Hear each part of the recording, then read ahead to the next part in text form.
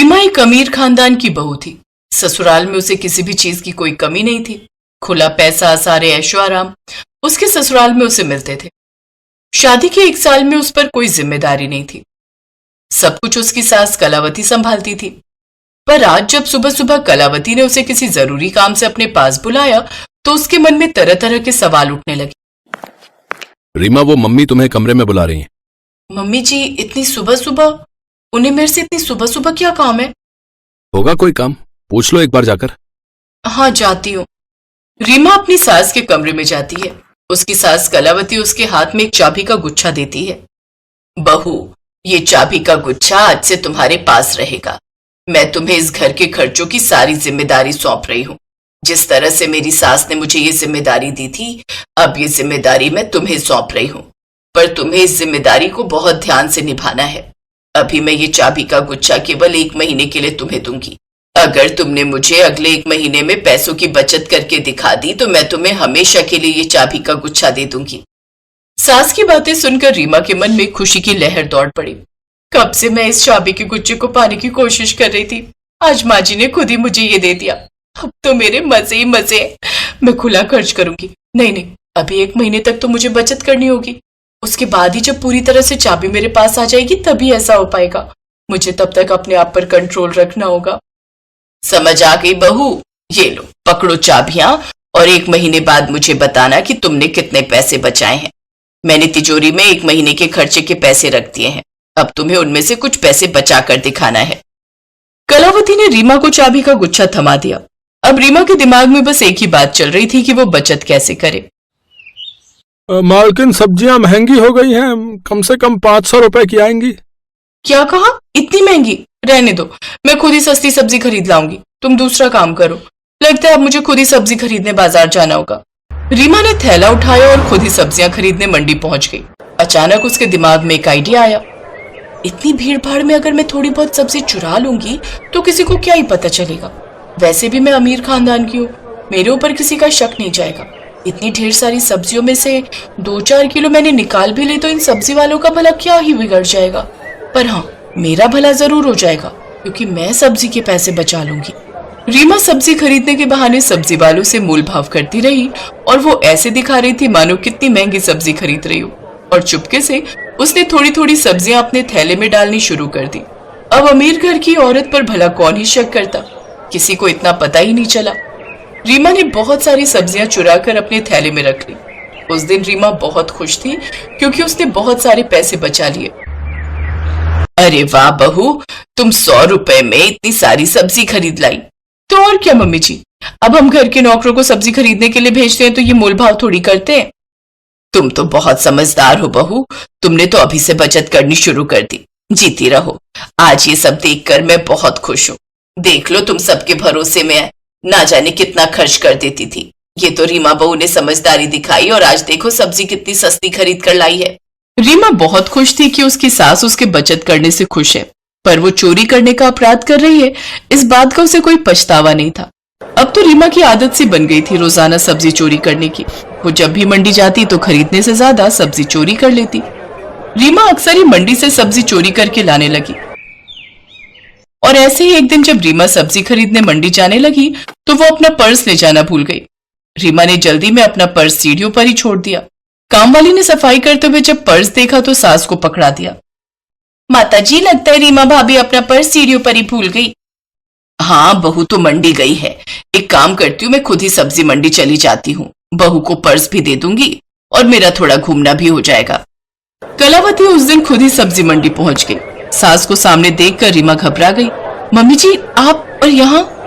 अरे हाँ बहू, तुम अपना पर्स घर पर ही भूल गई थी। सोचा तुम्हें पकड़ा देती हूँ, थोड़ा मेरा टहलना भी हो जाएगा। अरे तुमने सब्जियां कैसे खरीदी जबकि पैसे तो पर्स में है? रीमा के चेहरे पर चिंता की लकीरें पड़ गई। अब वो क्या जवाब देती कि ये सब्जियां चोरी की हैं? उसने अपनी सास को झूठ बोला। अरे मम्मी जी, वो मेरे पास ना थोड़े से पैसे इस थैले की जेब में रखे थे। सोचा अब घर क्या वापस जाऊंगी, जो है इन्हीं से कुछ खरीद लेती हूँ। बस सब्जी मैंने खरीद ली है। कभी कभी मैं बचे हुए पैसे ना इस थैले की जेब में रख देती हूँ। आज सचमुच काम आ गए। ये खूब अच्छा रहा बहू। वैसे करेले दिखाई दे तो खरीद लेना। बहुत दिनों से करेले नहीं खाए, अभी तो महंगे होंगे।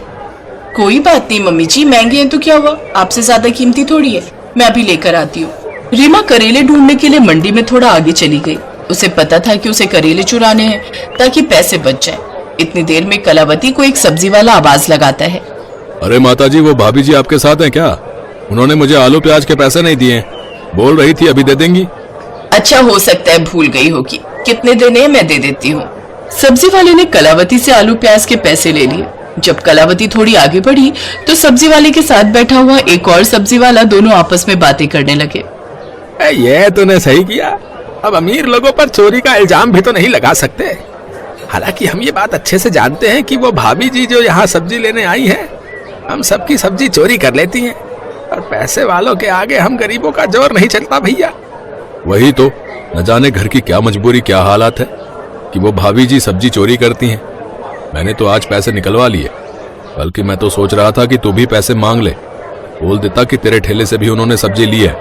अरे छोड़ ना यार, अब आगे से ध्यान रखेंगे, हम उन भाभी जी को यहाँ से सब्जी देंगे ही नहीं, बोलेंगे कहीं और से ले लेंगी, या फिर पहले पैसे फिर सब्जी, और उन पर नजर रखेंगे। कलावती ने उस दिन 3-4 सब्जी वालों को ऐसे बातें करते सुना। कलावती को थोड़ा शक हुआ।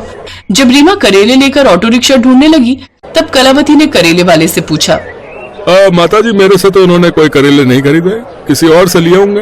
हे भगवान, इसका मतलब रीमा बहू सब्जी की चोरी करती है और तभी वो इतने पैसे बचा पा रही है। इस बेचारे गरीब सब्जी वाले के करेलों के पैसे भी उसने नहीं दिए। भैया, हो सकता है इतने सारे ग्राहक में तुम पहचान नहीं पाए हो। ये लो, मेरी बहू ने तुमसे करेले खरीदे हैं, पैसे रख लो। धन्यवाद माताजी, आप जैसा ईमानदार ग्राहक अगर हम सब्जी वालों के पास आता रहे तो हमारी भी बिक्री में कमी ना आए। हो सकता है उन्होंने लिए हों और मुझे याद ना रहा हो उनका चेहरा। धन्यवाद माताजी। कलावती का मन बहुत खराब हुआ और जब सब नौकरों की छुट्टी हो गई तब कलावती ने रीमा पर बहुत गुस्सा किया। अपनी सास की डांट सुनकर रीमा बहुत शर्मसार हुई। वहीं पास में रीमा के ससुर भी बैठे थे और पति मोहित भी। उन दोनों को भी रीमा की इस हरकत पर बहुत गुस्सा आया। मुझे माफ कर दीजिए मम्मी जी, मैं तो बस बचत करने के चक्कर में ऐसा कर रही थी। मुझसे बहुत बड़ी गलती हो गई mummy ji. I am sorry papa ji, I am sorry Mohit ji. मैंने इसी वजह से ये सब किया था कि मम्मी जी मुझे 1 महीने बाद बचत किए हुए पैसे देखकर हमेशा के लिए चाबी का गुच्छा दे दे। रीमा बहू, हमारे जाने के बाद सब कुछ तुम्हारा और मोहित का ही तो है। ये घर भी तुम्हारा है और ये जायदाद पर भी तुम्हारा ही हक है। चोरी करना तो पाप है ना? क्या तुमने ये भूल नहीं की है? रीमा, तुम सोचो, किसी के खून पसीने की कमाई को हम मुफ्त में ही खा रहे थे। चोरी की सब्जी खाई है हमने। तुम्हें पता भी है कि तुमने कितनी बड़ी गलती की है। रीमा बहू, मुझे तुमसे ये उम्मीद ही नहीं थी। अभी तो नौकर भी घर पर नहीं है। भगवान न करे उन्हें अगर इस बात की भनक पड़ जाती या सब्जी मंडी में अगर तुम्हारी बदनामी हो जाती, तब सोचो क्या होता। हमारी खानदान में कितनी इज्जत खराब होती। सुनो जी, सारे सब्जी वाले तो यही बोल रहे थे कि एक अमीर खानदान की बहू होकर ये उनके ठेले से कितनी सफाई से चोरी कर लेती है, पर इसे कोई कुछ नहीं कहता, क्योंकि वो लोग डरते हैं कि अमीर घर की बहू को कहकर कहीं मुसीबत ना आ जाए, क्योंकि रीमा को कोई चोर समझेगा नहीं। सबकी बातें सुनकर रीमा को सचमुच अपनी गलती का बहुत एहसास हुआ। मैंने सचमुच बहुत बड़ी गलती की है। मैं अब कभी भी ऐसा नहीं करूंगी, मैं प्रॉमिस करती हूँ। मम्मी जी, मुझे ये चाबियों का गुच्छा नहीं चाहिए, इसे आप ही संभालो। मैं ये जिम्मेदारी नहीं संभाल सकती। जिम्मेदारी तो तुम ही संभालोगी बहू, पर पूरी ईमानदारी के साथ। ये चाबियों का गुच्छा अब हमेशा तुम्हारे पास रहेगा। रीमा को अपनी गलती का एहसास हो जाता है और उस दिन के बाद वो एक जिम्मेदार बहू बन जाती है। गोमती ने देखा कि सुबह के 5 बज गए हैं। वो जल्दी जल्दी उठी और मंडी जाने के लिए तैयार हो गई। उठ गई गोमती? हाँ, और सुनो, मैं सब्जी लेने मंडी जा रही हूँ। तुम ब्रेड और दूध बंटी को बोल देना, ले आएगा। चाय ब्रेड खाकर ही दवाई लेना। हाँ हाँ, ले लूंगा, तू भी ध्यान से जाना। गोमती का पति किशन बीमार रहता था, इसलिए घर का खर्च चलाने के लिए गोमती सब्जियां बेचने लगी। गोमती सुबह सुबह की ताजी सब्जी खरीदने के लिए बड़ी मंडी जाने लगी। गोमती ताजी सब्जियां खरीद कर लाती और बाजार में ताजी सब्जी का ठेला लगाती। सभी ग्राहक जानते थे कि गोमती बड़ी मंडी से ताजी सब्जियां लाती है, इसलिए सुबह सुबह गोमती के ठेले पर सब्जी खरीदने के लिए ग्राहकों की भीड़ लग जाती थी। 1 किलो आलू, प्याज, टमाटर और हाँ, आधा किलो करेला, भिंडी और अरबी भी कर दो। 1 किलो खीरा निकाल देना। हाँ हाँ, अभी कर देती हूँ। तभी एक औरत गोमती के पास आती है जिसका नाम मेघा था। वो गर्भवती थी और सुबह सुबह टहलने के लिए निकलती थी। मेघा का नियम था, वो गोमती से ताजी सब्जियां लेती हुई ही घर जाती थी। गोमती, मैंने तुम्हें कच्चे आम बोले थे, लाई हो क्या? हाँ हाँ मेघा दीदी, आपके कच्चे आम मैंने पहले ही अलग ले लिए थे। ये देखो ताजे ताजे कच्चे आम। अरे वाह, इन कच्चे आमों को देखकर तो मेरे मुंह में पानी आ रहा है। वैसे कुछ भी कहो, सुबह सुबह की ताजी सब्जी की सुगंध ही अलग होती है, जो पूरे बाजार में सिर्फ तुम्हारे ठेले पर ही मिलती है। मुझे लगता है तुम बहुत मेहनत से सुबह सुबह बड़ी मंडी से ताजी सब्जियां लाती हो। कितने बजे उठ जाती हो गोमती? मेघा दीदी, रात को देर से सोती हूँ और आप तो जानती ही हो बंटी के पापा की तबीयत ठीक नहीं रहती, पूरे घर का काम देखना होता है। फिर सुबह सुबह मंडी निकलती हूँ 5 बजे उठकर, उसके बाद घर जाना ही नहीं होता, सीधी यहीं आ जाती हूँ और ठेला तैयार करती हूँ। और कोई सब्जी चाहिए, दे दूं क्या? और आज आप अकेले आए हो? अक्सर तो आपके साथ अमर भैया होते हैं। हाँ, अमर को कुछ दिनों के लिए ऑफिस के काम से बाहर जाना पड़ा, आ जाएंगे बोल रहे हैं। वैसे मैंने माँ को बुला लिया है, अकेली होती हूँ ना घर पर तो मन ही नहीं लगता। एक काम करो, मैं तुम्हें सब्जियां बता देती हूँ, क्या तुम रोजाना मेरे घर पर ताजी सब्जियां दे जा सकती हो? अब चला नहीं जाता, पूरा टाइम है ना इसलिए। हाँ हाँ, आप चिंता मत करो मेघा दीदी, मैं रोजाना सुबह सुबह की ताजी सब्जी आपके घर पहुंचा दिया करूंगी। इस हालत में आप अपना ख्याल रखो और किसी भी चीज की जरूरत हो तो मुझे वो भी कह देना, मैं ला दिया करूंगी। मैं तो बड़ी मंडी जाती ही रहती हूँ। बहुत बहुत धन्यवाद गोमती, नहीं तो आजकल इतना कौन करता है। ठीक है, अब मैं चलती हूँ, ये मेरा फोन नंबर है, मैं तुम्हें सब्जियां बता दिया करूंगी, तुम पहुंचा दिया करना। ठीक है दीदी, इसमें अपना नंबर आप खुद ही डाल दो, मुझे डालना नहीं आता। हाँ हाँ लाओ। मेघा अपना नंबर गोमती के फोन में सेव कर देती है और उसका नंबर भी अपने फोन में ले लेती है। मेघा गोमती को फोन पर बता देती थी कि उसे सब्जी में क्या चाहिए। हेलो, हाँ मेघा दीदी, ठीक है, मैं अभी ठेले पर पहुंचूंगी ना तो पहले आपकी सब्जियां ही अलग करके दे जाऊंगी, उसके बाद ठेला लगा लूंगी। ठीक है गोमती। तुम्हारी ये सब्जी वाली बहुत अच्छी है, बेचारी रोजाना सुबह सबसे पहले तुम्हारी ही सब्जियां अलग करके दे जाती है। इसकी दी हुई भिंडी मैंने कल काटी थी, एक भिंडी खराब नहीं निकली, सब ताजी कच्ची कच्ची भिंडी थी। हाँ माँ, बहुत अच्छी है गोमती, पर बेचारी का पति बीमार रहता है, 3 छोटे छोटे बच्चे हैं, अकेले ही सब्जी बेचकर घर का गुजारा कर रही है। गोमती सच में बहुत अच्छे स्वभाव की थी, ये बात मेघा और उसकी मम्मी जानते थे। एक दिन बहुत तेज बारिश हो रही थी, सड़कें पानी से भर गई थी, निकलने का भी कोई रास्ता नहीं था। गोमती सब्जियां तो ले आई थी पर ठेले पर नहीं लगा रही थी।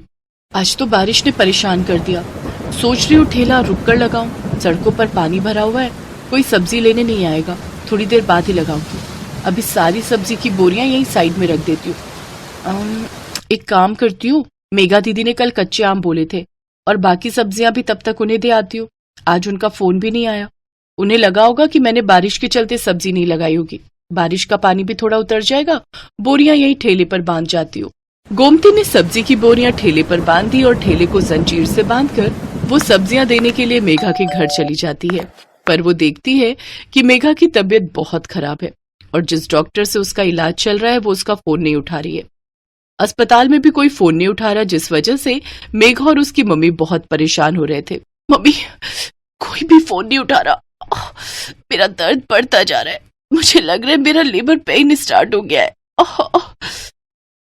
मुझे भी यही लग रहा है कि तुम्हारे बच्चे का दर्द शुरू हो गया है। एक तो बारिश में कोई कैब भी बुक नहीं हो रही। आंटी जी आप चिंता मत करो, यहाँ थोड़ी दूरी पर ही मेरी जान पहचान वाले एक ऑटो वाले भैया रहते हैं, मैं अभी उन्हें लेकर आती हूँ। मुझे लगता है आज बारिश की वजह से वो काम पर नहीं गए होंगे। गोमती उस ऑटो वाले के घर जाती है जिसे वो जानती थी। बारिश की वजह से ऑटो वाला भैया आज काम पर नहीं गया था। गोमती के कहने पर वो अपना ऑटो निकाल लेता है। वो सब मेघा को अस्पताल ले जाते हैं। गोमती मेघा की मम्मी के साथ वहीं रहती है। बारिश भी अब रुक चुकी थी, पानी सड़कों से उतर गया था। मेघा के हस्बैंड को जब ये बात पता चलती है तो वो सीधा हॉस्पिटल ही आ जाता है। मेघा एक बेटी को जन्म देती है। थैंक यू गोमती, अगर आज तुम ना होती तो ना जाने कितनी परेशानी हो जाती। अमर तुम्हें पता है, गोमती ही ऑटो वाले भैया को लेकर आई थी। थैंक यू गोमती, तुमने आज हमारी बहुत मदद की है। इसमें थैंक यू की कोई बात नहीं है भैया, ये तो मेरा सौभाग्य है कि मैं मेघा दीदी की मदद कर सकी और मैं बहुत खुश हूँ कि मेघा दीदी ने इतनी प्यारी सी गुड़िया को जन्म दिया है। अब तो मैं मिठाई खाऊंगी। गोमती को ध्यान ही नहीं रहा, वो अपना ठेला और सब्जियां सुबह से छोड़कर आई हुई थी। सब सब्जी वाले बारिश की वजह से वहां से जा चुके थे। गोमती देखती है उसका ठेला और सब्जियां कोई चोरी करके ले गया। गोमती बहुत रोती है। ये बात जब मेघा और अमर को पता चलती है तो वो गोमती की मदद करते हैं। गोमती, हमारी अपनी दुकान कब से खाली पड़ी थी, अब तुम हमारी दुकान को अपनी सब्जी की दुकान बना लो। अब से तुम दुकान पर बैठकर सब्जी बेचा करो और टेंशन मत लो, हम तुमसे दुकान का कोई किराया नहीं लेंगे। तुम आराम से अपनी सब्जी की दुकान चलाओ। गोमती की आंखों में खुशी के आंसू आ जाते हैं। कुछ समय बाद गोमती का पति किशन भी ठीक हो जाता है। अब वो दोनों मिलकर मेहनत से सब्जी की दुकान चलाने लगे। दुकान बनने की वजह से गोमती के पास और भी ग्राहक बढ़ गए। सब जानते थे कि अगर सुबह सुबह की ताजी सब्जी कहीं मिल सकती है तो सिर्फ गोमती सब्जी वाली की दुकान पर।